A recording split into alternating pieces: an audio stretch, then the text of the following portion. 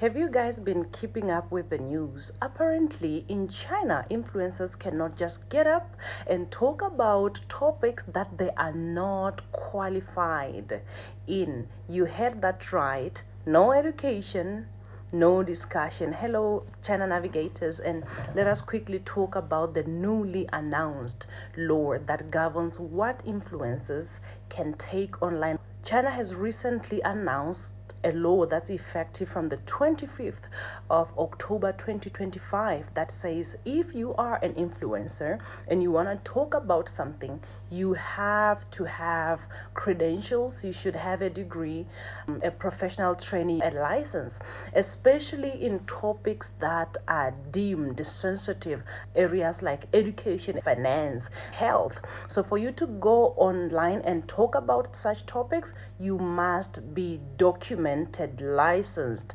and educated in those fields. So the question is, what happens if you don't? You get fined around 100,000 RMB or yuan. That's an equivalent to 200,000 pula. I know that this comes as a shock for most people that are staying outside of China. But I tell you what, for those people that have been living in China, including most of the Chinese people themselves, this does not come as an absolute shock. You know why? Because over the years, China has been putting strict regulations when it comes to what goes online. So the cyberspace has been really protected right here in China. So this law was recently announced by the Cyberspace Administration of China. And you may ask, what is it that I think with regard to this new law? And my answer would not be linear because how you interpret this law, it is affected by many different things. For example, the laws in your country, the systems that are used within your country. In some areas, you can just get up in the morning, talk about what you want, nobody holds you accountable, or you can just get away with it. In China, that has not been the case. So if you're from that part of the world where you can just have a discussion, get away with certain things, this might come off as authoritarian, controlling. Many terms I've seen have been used online. But what is my perspective as a China studies specialist? And secondly, as somebody who has lived in two parts of the world, the part where people can just get up and talk about what they want, and also as somebody who studies here in China. And what I think is, when you take a look at the online space, is actually a very tricky world because most of us spend most of our times online. There is so much that is being said online and everybody is talking. So how do we hold influencers accountable when it comes to topics that influence public opinion, like the ones that the Chinese government have recently put some tight measures on? How do you hold people accountable? It starts with creating the online boundaries that we see. Now, is this law 100% perfect? That's not what I'm saying.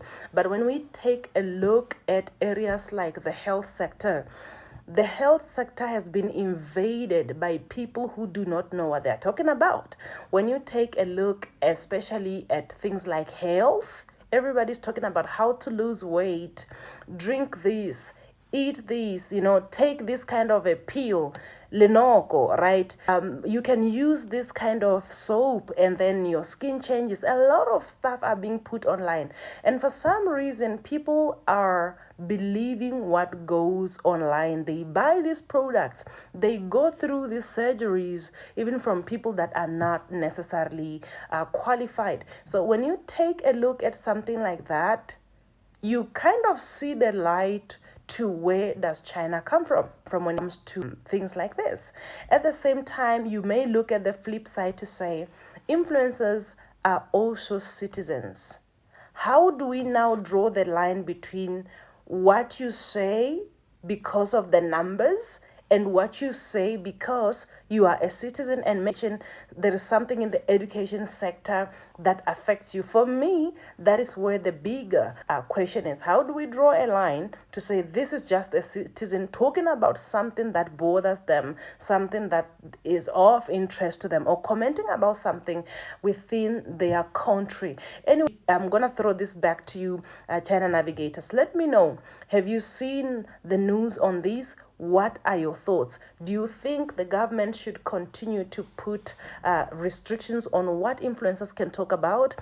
Do you think influencers need degrees, professional training, licenses for them to start talking about these topics? Education, finance, the health sector, the fourth one slipped, but those areas are deemed as sensitive and they influence public opinion. What are your thoughts with regard to that? Again, thank you so much for watching. I'll see you again on the next one.